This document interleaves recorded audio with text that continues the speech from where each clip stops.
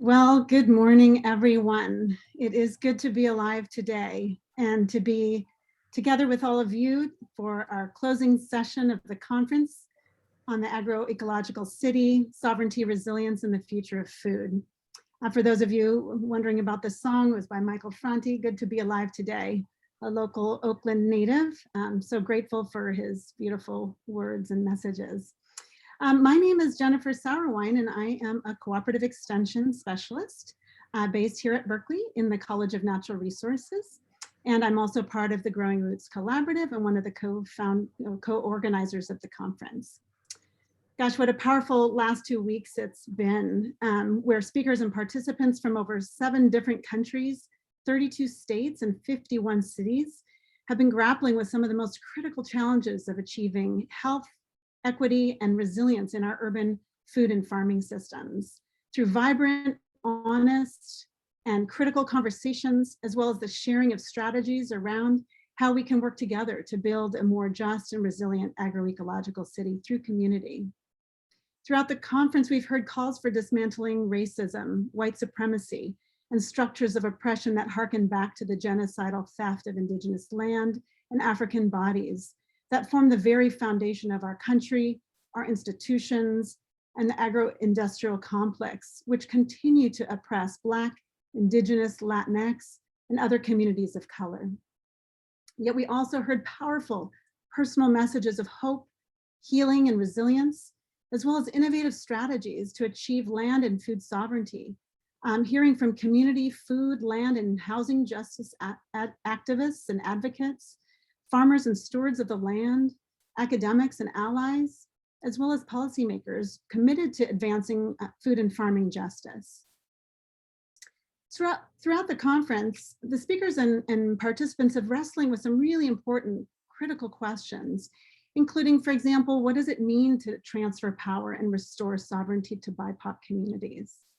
For those of us in institutions of privilege, how can we leverage our institutional resources for the community at the federal, state, and local levels, through partnerships, through resource sharing? A major theme that's occurred throughout our conference is asking what actions or steps can we take as individuals and as collectively to further support and advance BIPOC land restoration and stewardship and realize a just transition to agroecology. So our closing conference today, our closing session, is about reflecting on all of what we've learned throughout the conference, sharing our own lived experiences with each other, and furthering our commitment to action. So we want to explore, where do we go from here? How can we work collectively together toward healing, toward transference of power, and toward building a more just, resilient, and sustainable agroecological city, inclusive of the rural farming communities that surround us and sustain us? We're going to begin with a wonderful keynote speaker who I'll introduce in a moment, and then we'll share a bit more about our emergent Growing Roots Collaborative and how you can stay involved. Then following a short break, we'll segue into the second hour, where we'll have a chance to meet each other in smaller breakout groups and network with folks who may be working on similar issues or projects. Part of our goal is to really enable all of us to learn from each other and share resources with each other. So feel free to continue to add into the chat box, links to your project or your program areas, again, where you're coming from, so that people can find you and stay connected. And finally, we hope to share visions for the future of a sustainable and resilient agroecological city, as well as the future of the Growing Roots Collaborative. So before proceeding, I want to offer a land acknowledgement, inclusive of the people for whom this land on which we stand was and continues to be of great importance. We learned in earlier sessions from Fenosha Bowerly, from Vincent Medina and Karina Gould, that meaningful Indigenous land acknowledgements must be inclusive of the people of the land itself. And there must be intention behind the acknowledgement, a pledge to move from acknowledgement to action. So with that, I want to acknowledge that UC Berkeley sits on the territory of Huchun, the ancestral and the unceded land of the Chochenyo-speaking Ohlone people, and that we recognize that the Muwekma, the Lishan, the Rumsen, Mutsun, and other Ohlone people are alive and flourishing members of our Berkeley community and the broader Bay Area communities today. I also want to acknowledge, and this is important, that the entire UC land grant system was founded on the expropriation and sale of over 150,000 acres of indigenous lands obtained through genocidal land cessions from 77 tribes in our state. And that 10 times that many acres of indigenous lands were stolen and sold to establish land grant institutions across our country. So this land grab history, some of you may be familiar with it. You can find more and read more about it in a recently published article in High Country News by Robert Lee and Tristan Atone. So in light of this broader land theft and this really deep history of land theft, not only UC Berkeley, but the entire UC system and all land grant institutions have a responsibility to acknowledge and make visible our university's relationships to Native people and their land, and to hold ourselves accountable to that history. So bringing it back to Berkeley or Huichin, we'd now like to share the Sogorea Land Trust video titled My Ancestors' Home as part of a land acknowledgement and also as a call to action. So let me go ahead and share my screen.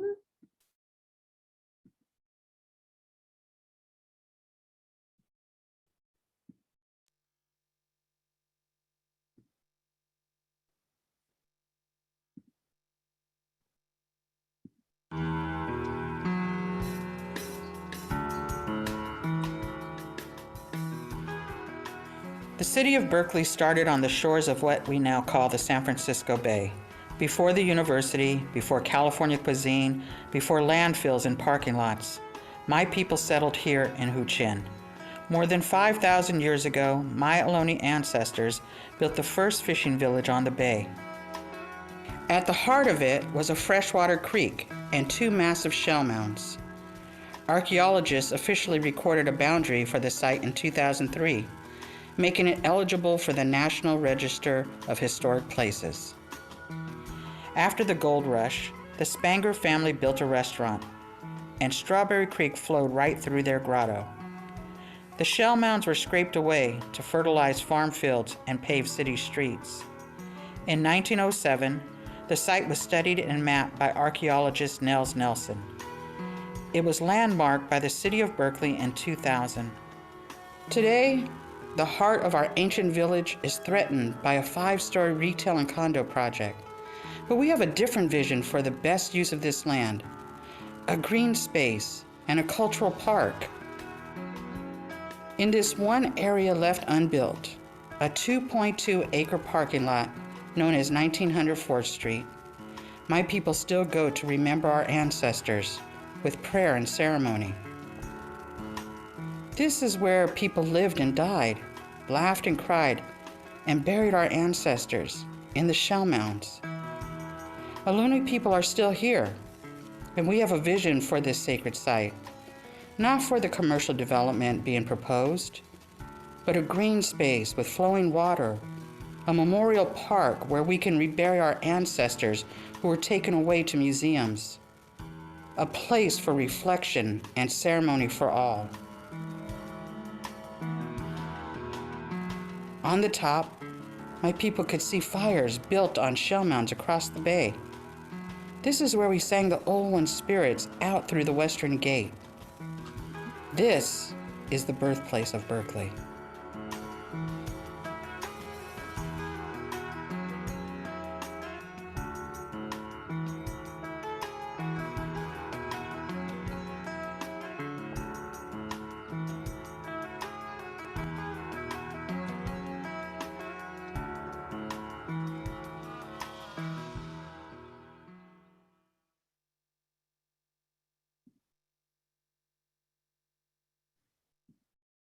What a beautiful video. And for those of you who'd like to learn more about the Sogorea Land Trust and their land rematriation efforts, please do visit their website. I believe there's a link that's provided in the chat box here. So now I'd like to segue over to the most special part of our session today. I just want to say that I have the great honor of introducing you to our keynote speaker, Chairman Valentine Lopez of the Amah Mutsun Tribal Band. I wanted to share just a little bit about how I got to know Chairman Lopez. I had the privilege, Uh-oh. Joyat Ekwasan. Sorry. I think my YouTube was continuing to play. So as I was saying, I had the great privilege of meeting Chairman Lopez years ago when we were organizing a training for our UC Cooperative Extension colleagues around how to create successful partnerships with Native American communities. And I wanted to share with you something that Chairman Lopez posed to the audience that's really stuck with me all these years. He said, how can we have a healthy relationship with institutions, universities, churches, schools, governments, when there's been such a long line of broken trust? Well, Chairman Lopez is truly the living embodiment of how that can be done. The Amah Mutsun Tribal Band is one of 81 non-federally recognized tribes in California without a land base. And yet through the establishment of the Amah Mutsun Land Trust, Chairman Lopez has successfully built countless partnerships, including with folks here at UC Berkeley, as well as with public and private landowners and land management agencies to gain access rights to tens of thousands of acres in their ancestral lands for stewardship and cultural revitalization. I mean, such an inspiration. On top of that, of course, in his spare time, Chairman Lopez serves on the University of California's President's Native American Advisory Council, advising senior leadership on issues related to repatriation and university engagement with Native communities. He's also Native American advisor to the National Alliance on Mental Illness and the Phoebe Hearst Museum of Anthropology, among many other notable titles and accomplishments. So we are so fortunate to have Chairman Lopez with us today to share his knowledge, his wisdom, and his experience around what it means to authentically move toward a place of healing and land justice, and also how institutions like UC, as well as individuals throughout the community, can participate in that process. And now please welcome Chairman Valentine Lopez. Mishmina Ruha, good day. Thank you very much, Jennifer, for the introduction. I first want to give an acknowledgement that I am today talking from Galt, California, which is just south of Sacramento, and I'm speaking from the North Valley Miwok lands. And their people and their tribe is making a comeback today, and I'm very happy and help to see that and fully support them, and I know many of them. I want to also thank the sponsors of today's event. I have a total of 5, but it'll take me a while to read them, so I'm just going to say thank you to all hosting entities. The history of California, the true history of California, has never been told. And I'd like to just touch quickly on a few of those points. Our history shows that we suffered through 3 periods of brutal colonization. And all 3 of those periods wanted to destroy our culture, our spirituality, our environments, our indigenous knowledge, and our humanity. This periods include slavery, incarceration, brutality, rape, disease, and death. These periods were under the directive of the Papal Bulls. That's what we firmly believe. The Papal Bulls set the path for all colonization around the world. Those people said that indigenous people were heathens, pagans, and savages, that we had no soul. And if you have no soul, you're not a human being. And so if you're not a human being, all those actions, that rape, that murder, that death, that torture, those were not recognized as sins because indigenous people were not human beings. Those Papal Bulls said that we were the enemies of Christ, that we were to be put into perpetual slavery, and that our lands and our properties will be taken from us. Guess what? That's exactly what happened to us. Exactly. There was another papal bull that came out in 1493. And that papal bull said, that papal bull was a directive to the European Christian nations to go out and discover these new lands and to claim them for their country and to ensure those indigenous people became, were indoctrinated into the Christian faith. And if they refused to do that, they were to be killed. Over 100 million, and I've heard estimates as many as 300 million indigenous people were killed as a result of those papal bulls. In 1823, the Supreme Court proclaimed that those doctrine of discovery, which was that second papal bull I mentioned, were to be considered the land laws of the United States. Recently this year, or it was the end of last year, those papal bulls are still being cited, that doctrine of discovery is still being cited in courts and accepted as a doctrine of land law in the United States. That's what happened to the United States, to us during those 3 periods of brutal colonization. Our tribe never surrendered. Our tribe never signed a peace treaty. Our tribe never signed away our land, our water, or our mineral rights. We were forcibly removed from our lands and incarcerated and relocated.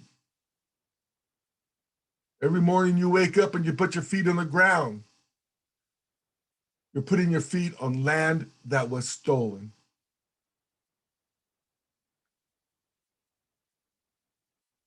How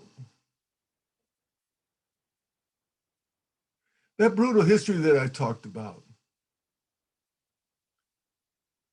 it results for all indigenous people in historic trauma. And that historic trauma has led indigenous people to suffer from tremendously high rates of suicide, depression, addiction, violence, incarceration, and so much more.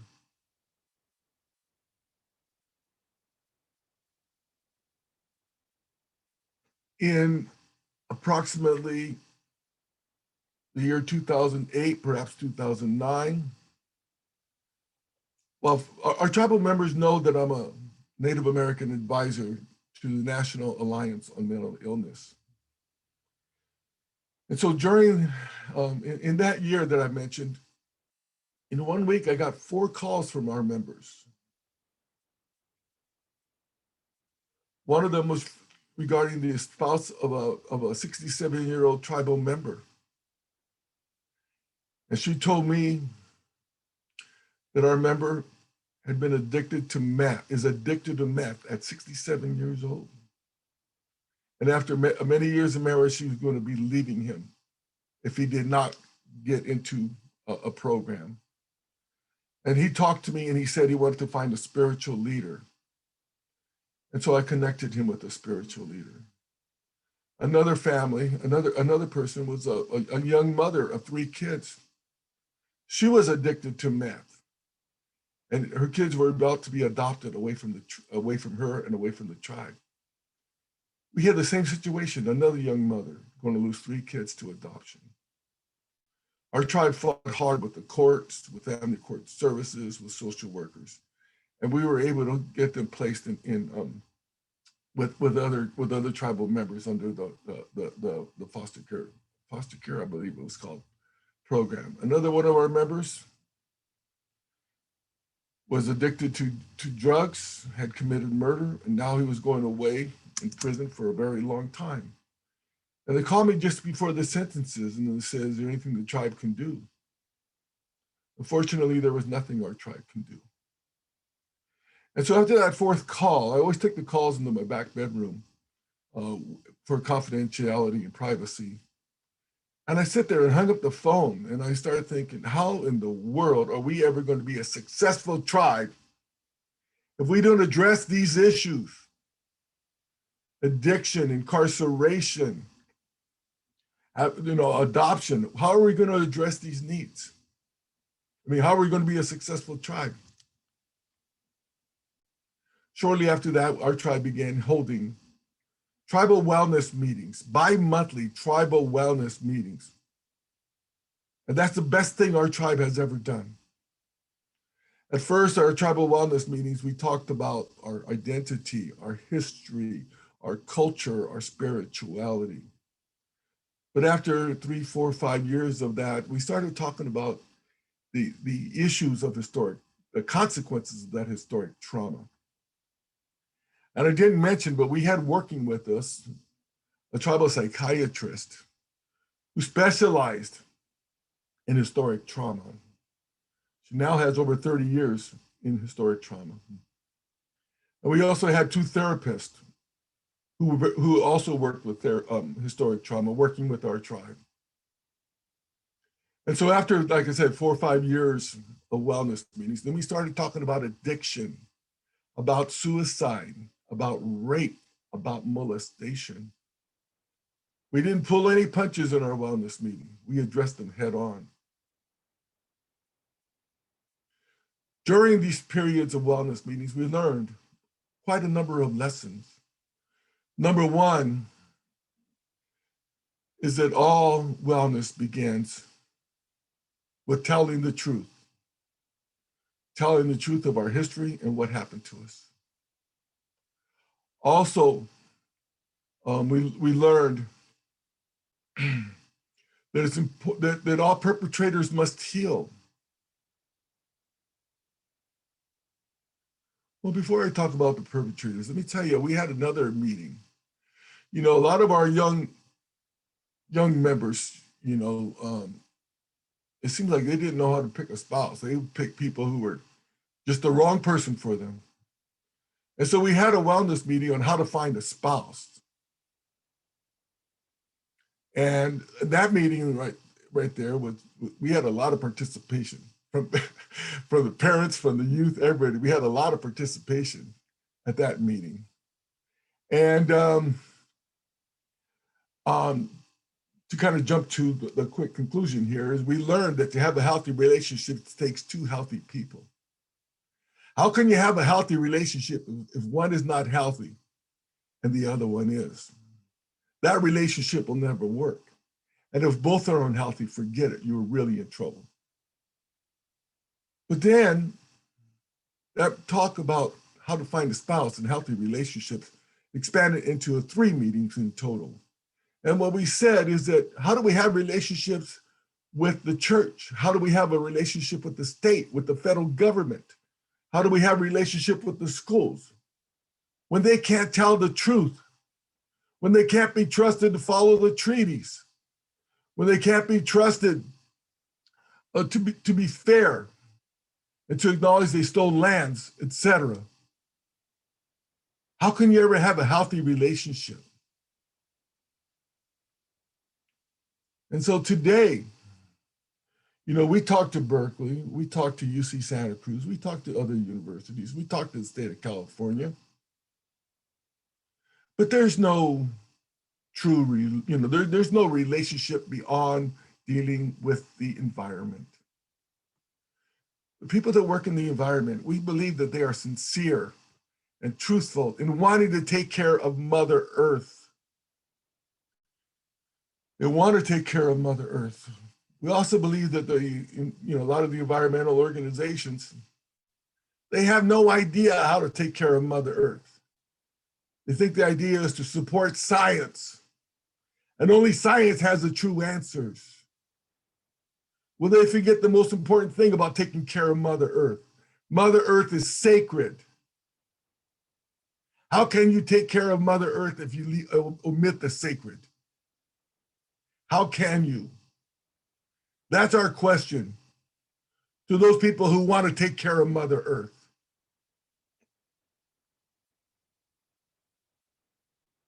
Also, our people took care of these lands for 15,000, 20,000 years or more.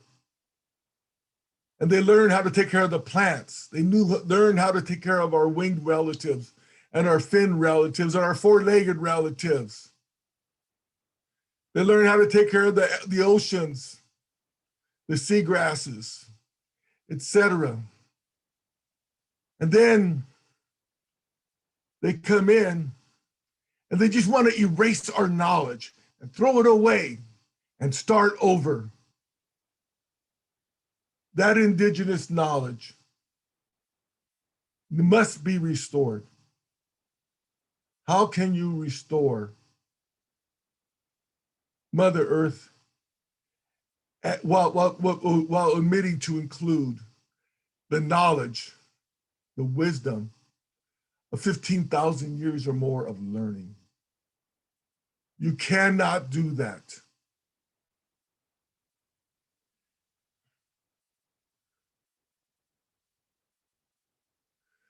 We talk about land, and I said every morning you put your feet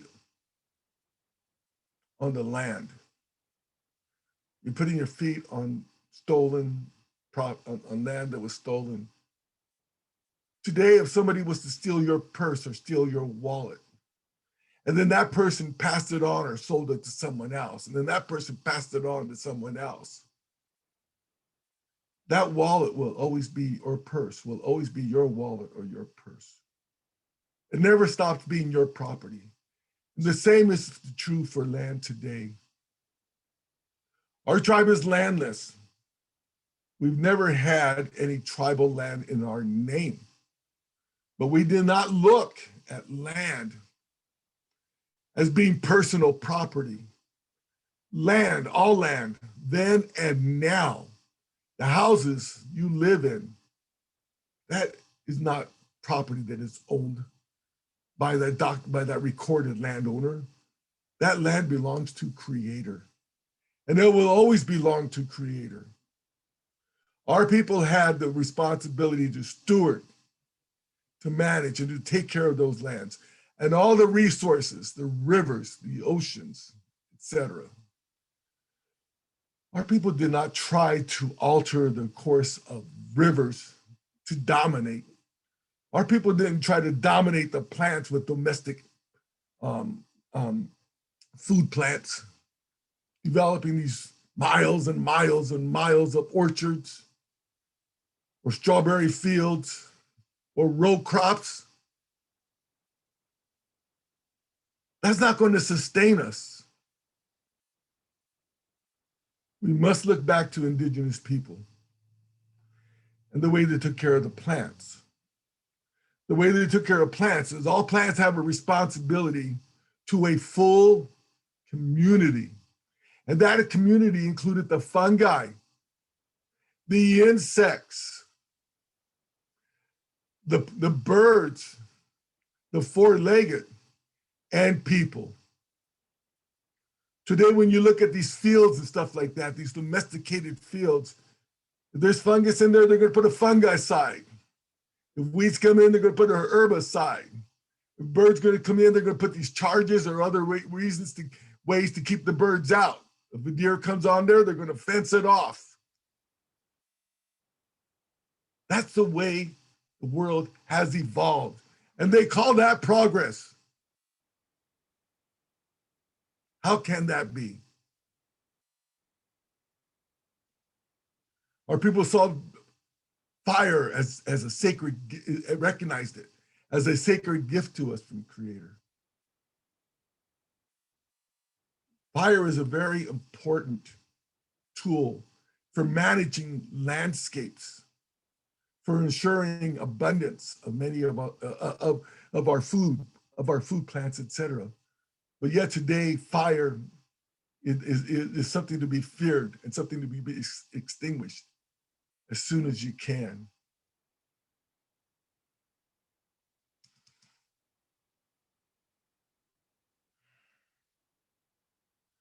We don't blame the people who are at this meeting today for that history. We don't say, you're the ones that stole the land, you must give it back. You were not the ones that stole it.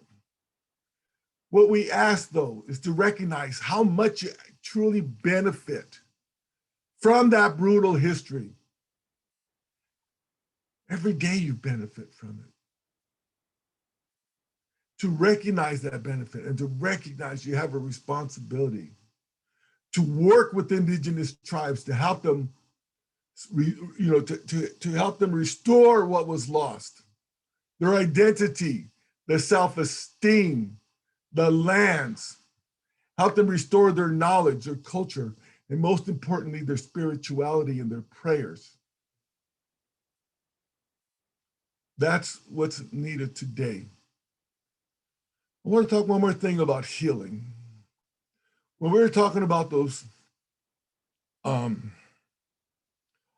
healing from the past and the perpetrators must heal. Once we came to that, I wrote letters to governors, to the president, to cities and counties, to the Pope, talking about healing and saying, let's heal together. No one ever responded. I got no letters back. People thought I was crazy. Well, I put out that same request to those here today. If you're from a university, begin working with your university to heal as a perpetrator from that brutal history. Get to know the tribes. See what the tribes want. Let the tribes lead. That's our only hope for the future. I'll stop there. Thank you very much.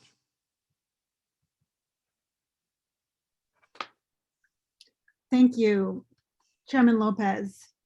What an incredible, just powerful message you've shared. I just want to acknowledge that you touched on a lot of really important issues that that I think have been touched on somewhat throughout the conference. This idea of the importance of telling the truth, really bringing it back. We need to acknowledge this history, tell the truth, and acknowledge that we continue to benefit and have responsibility to restore what was lost. We also, have this idea that land isn't personal property. It was never meant to be, purchased and held as personal property. And so how do we address that going forward? We are opening it up for questions. I'll take a look in the chat box.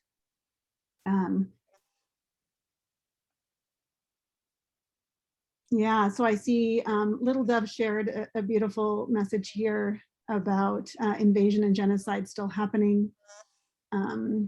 Tribes like theirs are self-destructed, a depleted lineage, living half-lives and competing for gaming checks for personal gain. They're inspired by Vincent and Lewis, who are creating new and vibrant culture around food, language, and connection for the Ohlone. And they're looking for indigenous knowledge from their tribe and where they are now. Mountain Maidu live there and know this place. They love it and they're a student wherever they go. I don't know if you have any thoughts or reflections for Little Dove.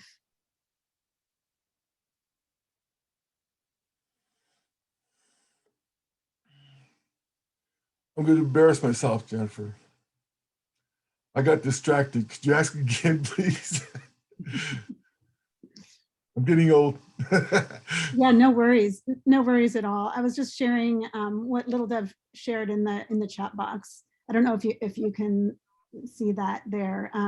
Just kind of reflecting on their own personal experience and just acknowledge the ongoing invasion and genocide still happening.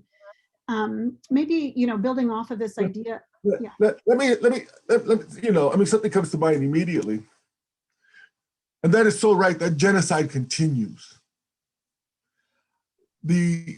All those efforts at extermination, at slavery and stuff like that never ended. It just evolved. And it evolved to what we see today. And the perfect example for that is what's happening in our territory. Today, there is an effort to get a permit for sand and gravel mining at our tribe's most sacred site. Our most sacred site is known to our people as Urustok. Urustok translates to place of the big head. And our big head ceremonies were the most important ceremonies of our people. And yet there's, but yet the county general plan allows mining at this location. The boards of supervisors, many of them want to approve this mine because they'll bring a lot of money for roads and for schools, they claim. But what about the expense to Native people? What about the expense to indigenous cultures and histories? Genocide, the United Nations definition of genocide includes the attempt to erase or eradicate our cultures and our histories. So what they're proposing here is actual genocide. That's an example of genocide being continuing to this day. And so that, that is correct. It's happening today. And not only here, but around the world. Yeah, thank you for that. And just wanted to acknowledge that Merritt put a chat in the chat box, the Protect Jurstock campaign link. So I encourage all of you to click on that link and sign in support of the Amah Mutsun. So thank you. Yeah, I'd like to go on to our next question. Thanks everyone for adding really wonderful questions here. Wanda Stewart asked, please offer thoughts on the relationships between Native and African Americans. Our history is the history of indigenous people around the world. When I talked about those papal bulls, where they wanted to destroy and dominate all indigenous people, that started first in Africa. That doctrine of discovery was in 1493. Shortly after that, within 50 years, Portugal's down in Africa, capturing and selling Africans around the world for slavery. This brutality, this horror started in Africa. Then it went to Indonesia, and then the Pacific Islands, and then the Americas. All indigenous people have the same history. We are all connected. We need to all work together and support each other. And that's what, that's true for the African Americans, and all indigenous people. So I love that question. That's a very important question. And we as indigenous people must recognize that and work to make that happen. And their voice is just as important to their countries as ours is to ours. Yeah, thank you, Chairman Lopez. Really beautiful message. We have a couple questions in the chat box about your role on the UC Advisory Committee and sharing out some of the successes you've had and also some of the challenges. Charisma AC professor and member of the Growing Roots mentioned that she's read online that an audit of the University of California and campuses, including Berkeley, have failed to fully comply with laws for returning Native American human remains and artifacts in accordance with NAGPRA, and that the Phoebe Hearst Museum has only returned 20%. So as an advisor to that committee, can you talk more about what's happening and what we all can do today on the call to support your efforts for rightful return? This is such an important question and an important issue for all Native people. Our spirituality tells us that one of the greatest violations to our spirituality is to disturb the remains of our ancestors. That's one of the largest violations we could ever do as indigenous people. But yet they bring up those thousands and thousands of remains so they can build their stores, so they can build their housing developments, so they can do their mining and their extraction activities, etc. I mean, that's just horrible. And now then they give those In many cases, they give the remains to the universities. I was sitting in one of these meetings at the University of California Office of the President meetings that we were having. And a representative of the campus, we were talking about research on these remains, because they freely give out these remains to, they were, hopefully they're not now, freely giving out the remains of our ancestors for research. And then we're a federally unrecognized tribe, so they felt they didn't even need to notify us that they're giving them out for research. And he announced there rather proudly that they give out, that they give out these remains for research and they don't notify the tribe. That totally outraged me. I mean, in all honesty, I stood up and I started talking loudly. A lot of people, I'm sure, would consider that shouting.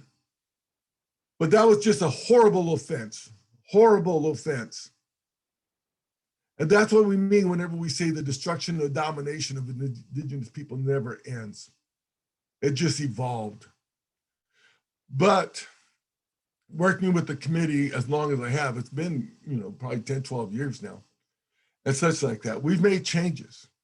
They can no longer give it out, the remains for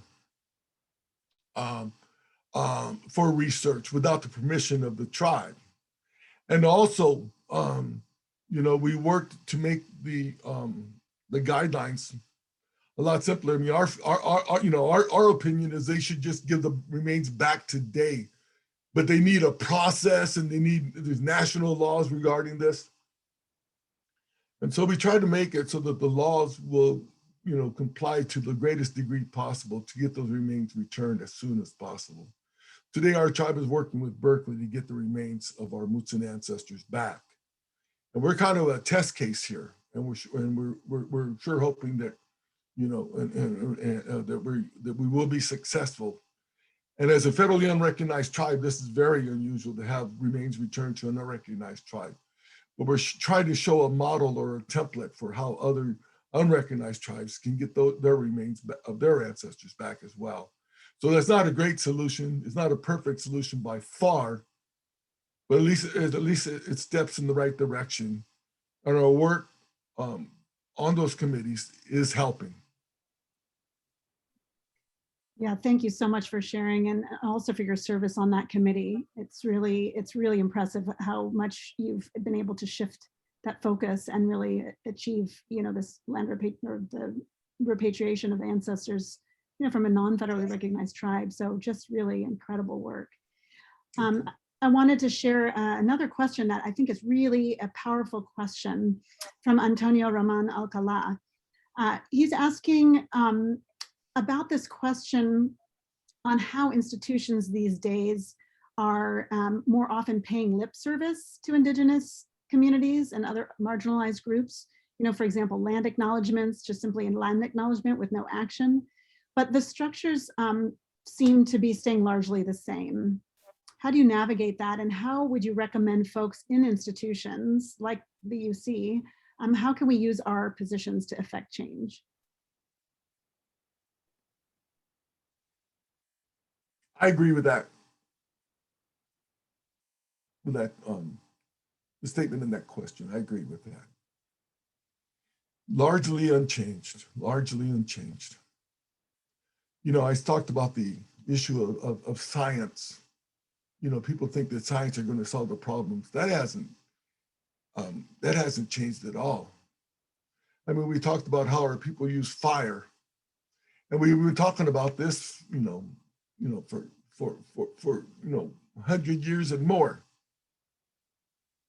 But there was a study done recently where scientists show that when you use fire, it softens the seed. And it helps with germination. And so now that science says it, now it's shifting that, well, science says this, so let's start doing it this way. It's just a total disregard of our indigenous knowledge and traditional ways. It's hard. It's really hard. I talked about, I believe that some people in the campuses want change, but others want to keep things as they are because it provides a very comfortable living for them. They get their grant money in. You know, when we were talking about NAGPRA, I've heard arguments that they get a lot of money for the study of their remains. They get a lot of grants. And so people were arguing about giving the remains back to tribes because, you know, because it'll impact the campus, you know, getting grants funded. And that's true for so many other things.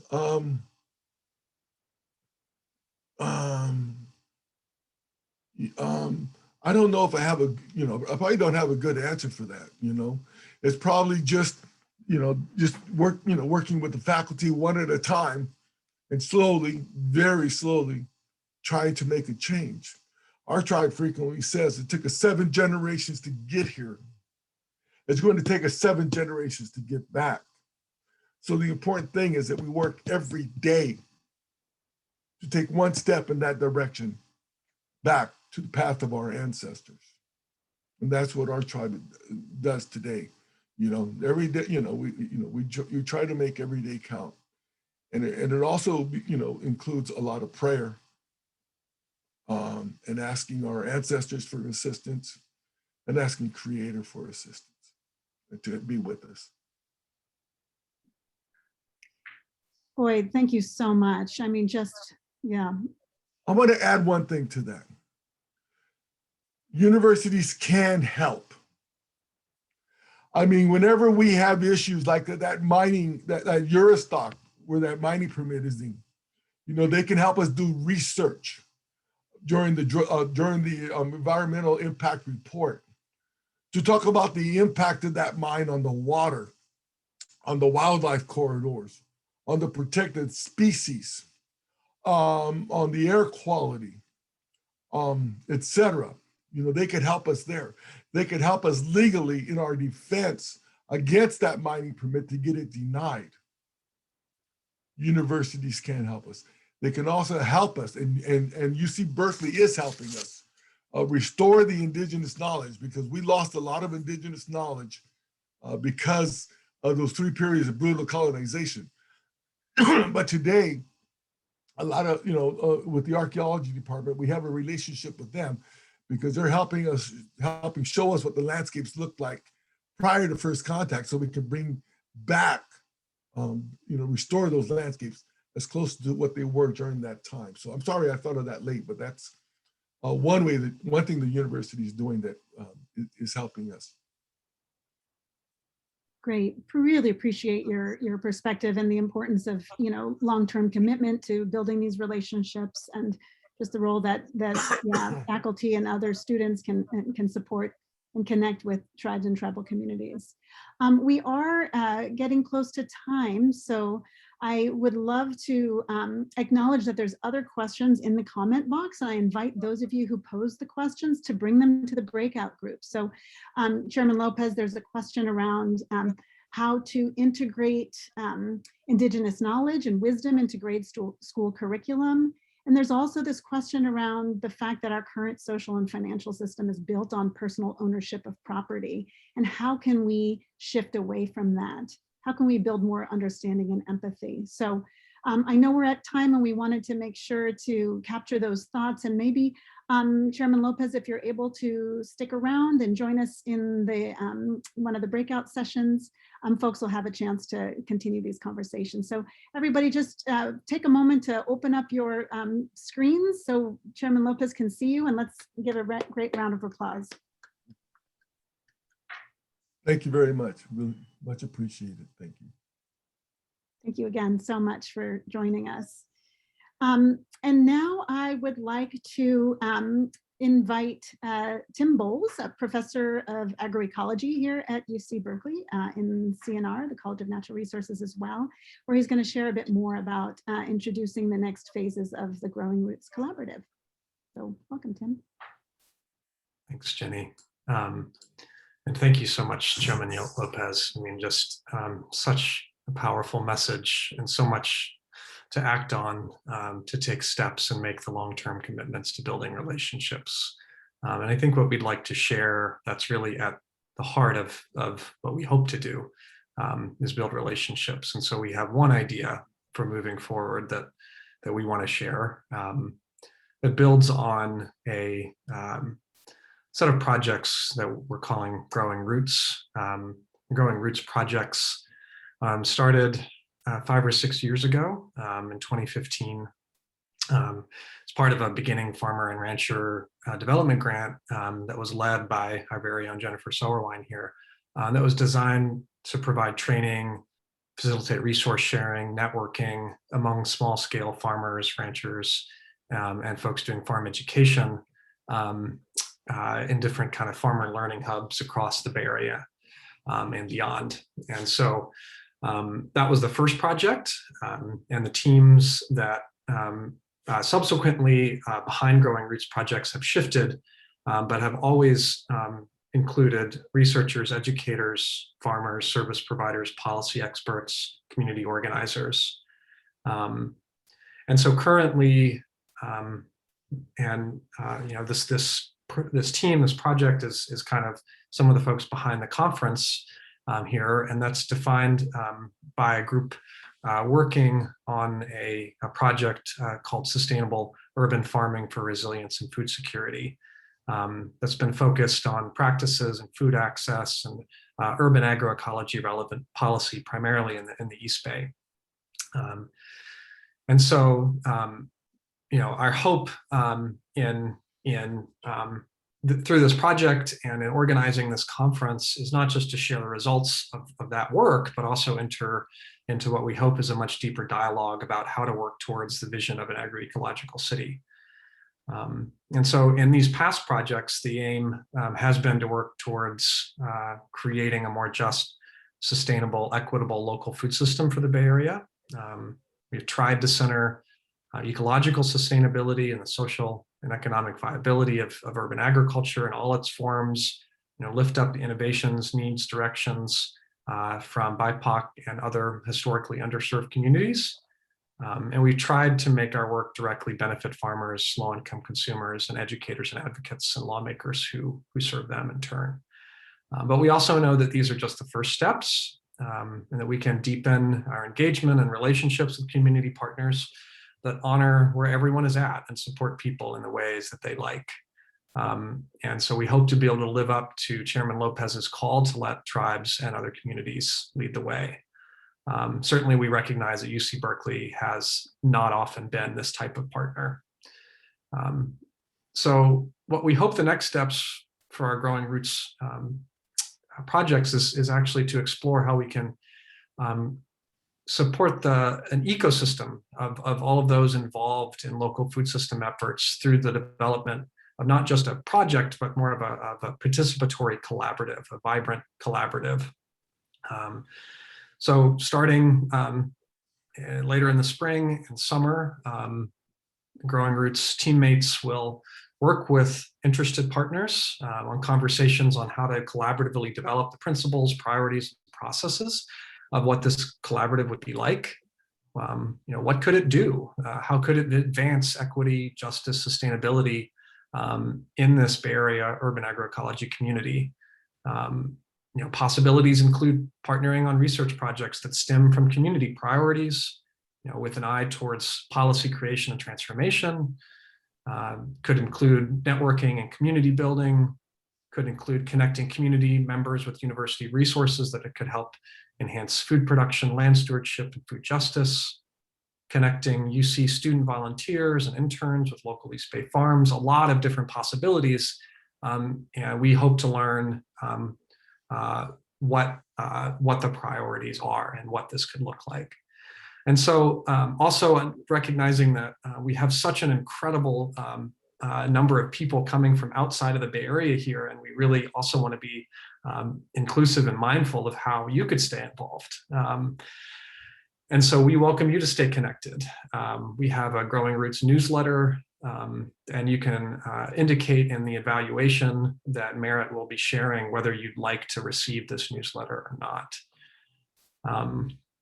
And so just as a first step towards these conversations, and we hope to learn with you about your visions for what an agroecological city would look like, through the lens of some of the conference themes.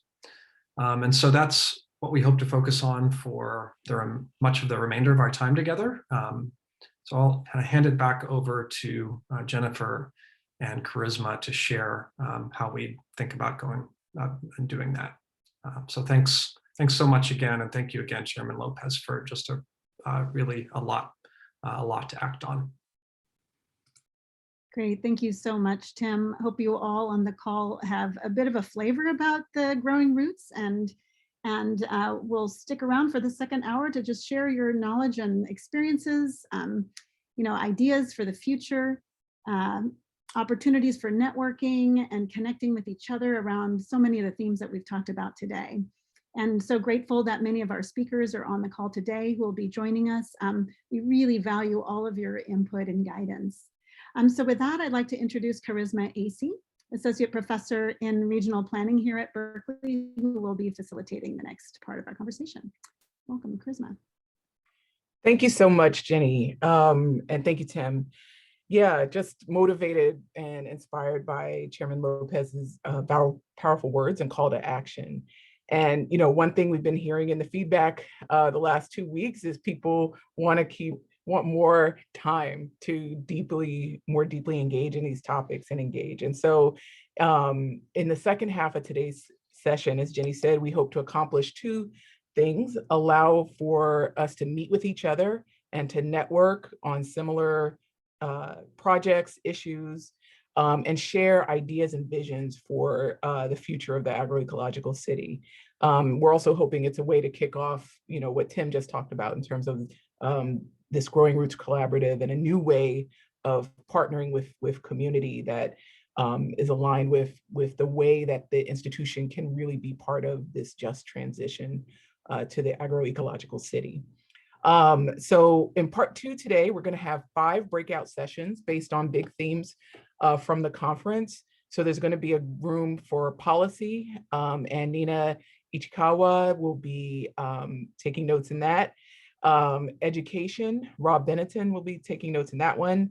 Land access and land stewardship, Jenny Sauerwein will be taking notes in that one.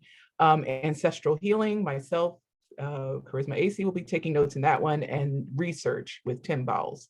And we'll have 3 prompts to guide us in these breakouts. So Merritt will put prompts in the chat, so you'll have them when you go to your breakout rooms. And I think they should be open now. And so we also want to give you an opportunity to stretch, take a bio break. We Zoom, we often don't take care of ourselves with all these back-to-back Zoom meetings. So please do that. And we're going to start in the breakout rooms at 10 after. If you don't have the latest version of Zoom and you can't put yourself into a breakout room, if you could rename yourself by clicking your icon and the little 3 dots in the Zoom window next to your own name, and click rename and just put the name of the session, the breakout session that you want to be in. And our team member, Natalie Munoz, will put you into the right room. And so are there any questions? And we'll be in those rooms for about 25 minutes. We'll be in those breakout rooms and then reconvene. And with that, we will take a break and reconvene at 12:10 and go to our breakout rooms.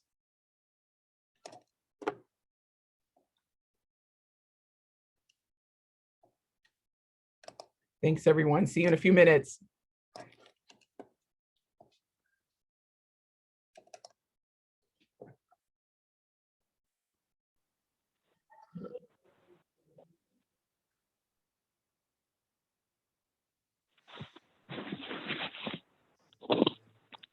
We were deep in the midst of the conversation. I wanted to know how Wanda was pulling that together, Charisma. That's what means they were organizing through that. Yeah, because I've worked with Wanda in the community before, and I really enjoyed working with her. So I wanted to touch base to see how what she's doing with that. initiative and how is it working in Hoover School? Because I did work with her at Hoover School and I'd like to do it again if I can. Awesome. So it sounds like a connection, Wanda and Miss B, needs to be made. And we're also going to have another final breakout, so for folks to introduce themselves to each other at the end. But thanks everyone for participating in the breakout session. And we want to go around to each group and get a 1-minute summary of what you talked about. So we'll start with the policy group, Nina, or your or someone who volunteered in your group. Yeah. Why don't I nominate Charlie in our group? Oh boy. Hi, I'm Charlie Costello. I have a little community seed bank and farm in the Berkeley Hills. We talked about the policy directives of what would make a great ecological, garden-friendly city, gardens that have trees that have fruit in the downtown area that people can just eat the fruit off the trees. We know that people are worried about control, so that was just kind of a comment. Also, trying to find a place that you can go to access all of the various permitting or different policy requirements that you need for putting a garden in your front yard, for example. And we looked at this guy who started with seed money, or started with a project through kind of the Obama administration, who then started this website called Seed Money, and it's about helping now give grants. But we were working on different projects, and I'm working on a new project that I hope will become something like that. Sorry, we put a few links in the chat, which we thought were only in our small group. I didn't realize it's going to everyone, but there you go. Sorry to fill up the chat there. So that was a quick overview of, I think, what we did. I miss anything, Nina? Or? Perfect. Thanks, our group. Yay, awesome. And now we're going to go to education and Rob. Yes, and Angeluna will share on that briefly. Thanks. Hi, everybody. We really focused a lot on the visioning for the 10-year model of what it will be looking like in our communities.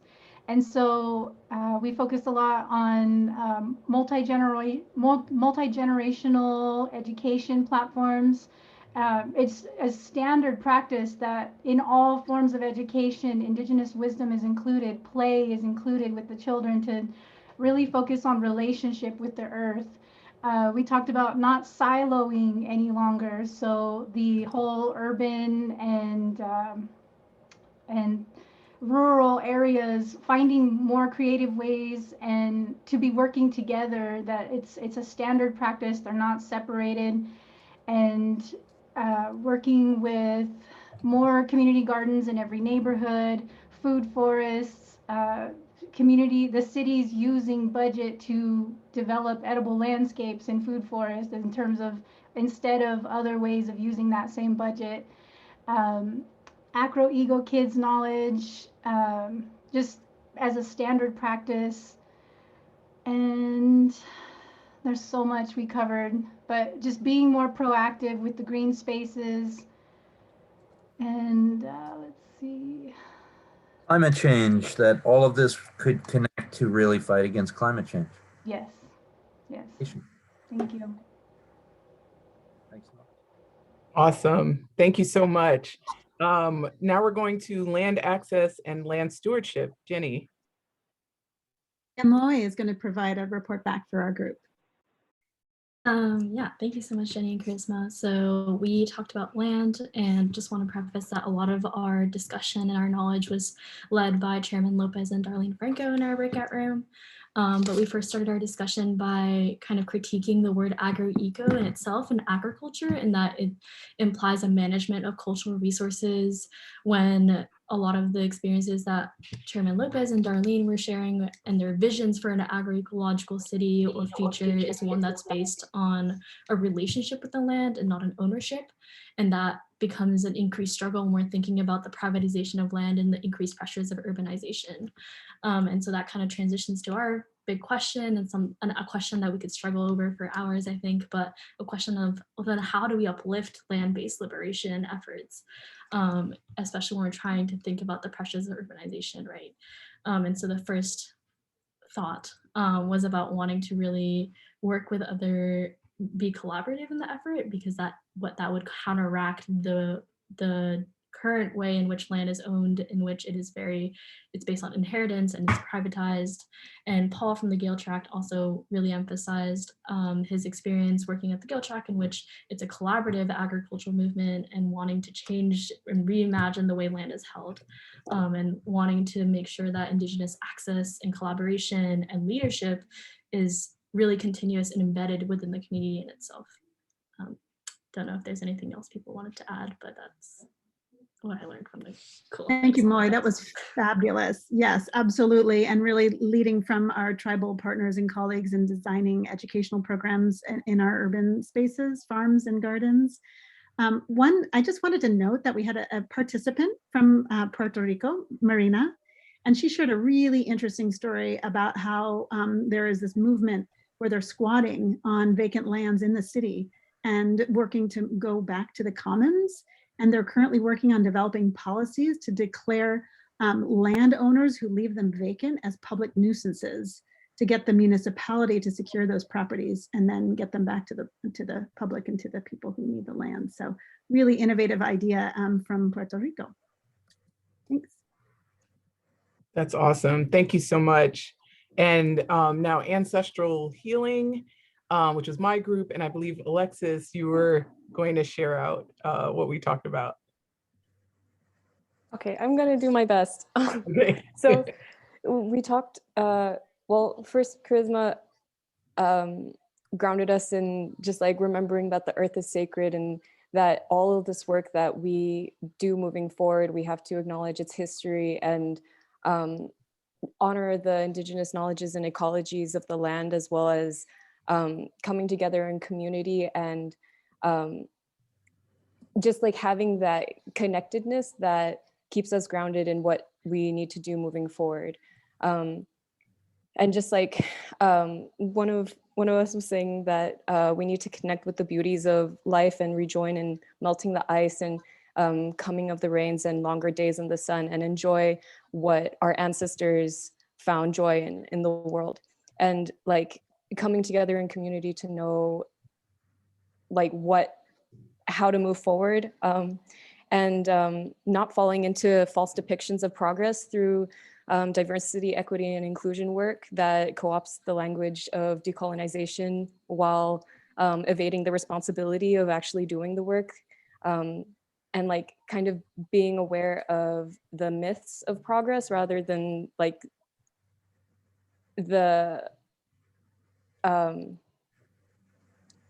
being aware of the myths of progress rather than being connected in the community where you can see what work needs to be done, where it's obvious. So just not getting too wrapped up in the theory of it, but like engaging in the practices. And yeah, and also kind of, we were thinking of how in the past it used to be more trade-based. Everything was just like, with what you had to offer to your community, you could trade and like work in that way that was kind of non-commercialized and not monetized. Because as long as land and time is monetized, then we're going to continue to have these domineering and oppressive relationships with each other, as well as the institutions that we're a part of. So working more towards a non-commodified mindset, as well as like having time that is not commodified, having space that is not commodified, and moving towards the commons is one of the ways that we see moving society towards a more agroecological system. And what are the needs of the community that we work on, that we're working with? The needs, that was more important, and not the commodity that we can get from it in terms of financial gains and all of that. Mm-hmm. That's right. And thank you so much, Alexis. And I want to mention something you said that I thought was powerful. We talked a lot about non-commercial space, but you also talked about non-commercial time, you know, and just getting connected with the basic biorhythms of the earth and relationship with each other. And yeah, you know, how we don't grow our own food and all those things. So it was just, yeah, great. And just, oh, and Tim mentioned planting without permission. So 2 concrete things. Thank you so much, both Ms. B and Alexis. Let's go to education and Tim.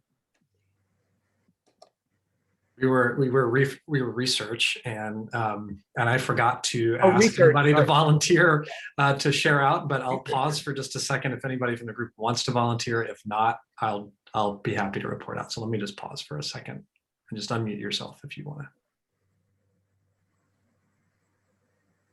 All right, I'll do it. Sorry for forgetting that. So we spent a good bit of time just getting to know each other and learning about a lot of the amazing work folks are doing from all over the country. And then we really focused on this first question and first struggled with the tension between, are we talking about what is visionary, what we hope and dream to see in an agroecological city versus, you know, what might be possible, and then the tension between those two. Some of the aspects of an agroecological city that came up included kind of on the more visionary side of things, the decommodification of land, that we can't have community managed commons without decommodifying land and treating land differently. And that this includes policies for even public lands like parks, which of course have a lot of bureaucracy around access. But then in the interim, you know, things like community land trusts that use solutions within the current legal system can be really powerful. We talked about how I think building on Chairman Lopez's words, that we first have to acknowledge the truth, acknowledge the history of the land, the peoples of the land, as sort of a first step towards viewing property differently.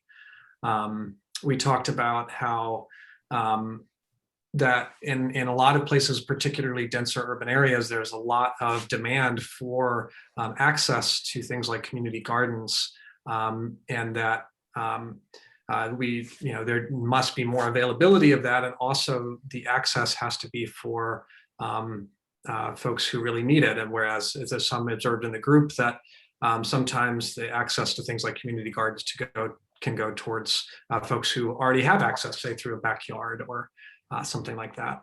And now I'll just mention a couple other quick things. One, just thinking about not just land, but also water, particularly we're thinking about climate change and arid areas where water is, we can have land, but without water, we can't grow. And then thinking about the connections between the food that we grow and health, and thinking about how increases in traditional knowledge and nutrition literacy can help people use food as a form of managing health and illness. So if anybody else wants to jump in and add anything that I forgot, please feel free. All right. Awesome. That was fantastic. So I hope that the breakouts were an opportunity, sounds like they were, to go deeper on these themes and a lot of wonderful ideas, and we took notes. And so we're definitely going to be sharing these out with all of you and everyone who participated in the conference, along with all of the amazing resources and initiatives we learned about during our 2 weeks together. We also encourage you all to do the evaluation for this session. And especially if you want to stay connected, you can sign up for the Growing Roots newsletter, and also just indicate if you want to be part of this emerging collaborative about really building a new model of partnership to realize a just transition to an agroecological future. So this has been an amazing 2 weeks. I think we got the evaluation form in the session. I just want to, before we do our last mixer and breakout, is just to really express tremendous gratitude and thank you to everyone who is behind designing and organizing this conference. Natalie Munoz and Merit Doshi, incredible work and keeping this ship would not have moved without you both. You're incredible, hands down. And also everybody else part of the Growing Roots Collaborative, Josh Arnold, Leah Atwood, Rob Benetton, Tim Bowles, Julio Contreras,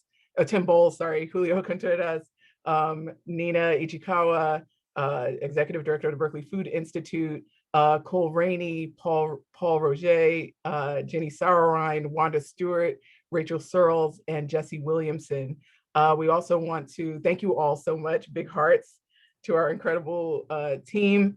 And we also want to give thanks to our host, the UC A&R Urban Agriculture Working Group, the Berkeley Food Institute, Growing Roots and the Agroecological Commons, and our sponsors, the Rosser College of Natural Resources, Department of Environmental Science, Policy and Management, and City and Regional Planning at Berkeley, and our funder, the Foundation for Food and Agricultural Research. And most important of all, we want to thank all of you for being part of this incredible, amazing 2-week of community and sharing and conversation. And I think call to action. I think there's a lot to do. We can't say we don't know what to do, for we know who to talk to and reach out to, at least to start, and some action steps to get started. And we're definitely going to be reaching out to all of you who are part of this and engaging with those of you who want to stay connected. So remember, there'll be an email follow-up to all registered participants with all the resources shared and covered in the conference. And for those of you who provided us with mailing addresses, you're also going to get a packet of heirloom bean seeds to plant. So Tim, we can get started with that planting without permission. They're organic and non-GMO. So yeah, look forward to that in your mailboxes. And unfortunately, it's only for folks in the United States because of customs and these political borders we put, I think that's it. So yeah, just we're gonna do, we still have 7 minutes. So what we wanted to do for 7 minutes, we're just gonna break you out into groups of 3 or 4 randomly, just invite you all to share one thing you're gonna take away from the conference and to exchange information if you'd like to stay connected with each other. And just wish you all a wonderful, amazing day and year. And thank you so much. Thank you so much, everyone. I see you in a room.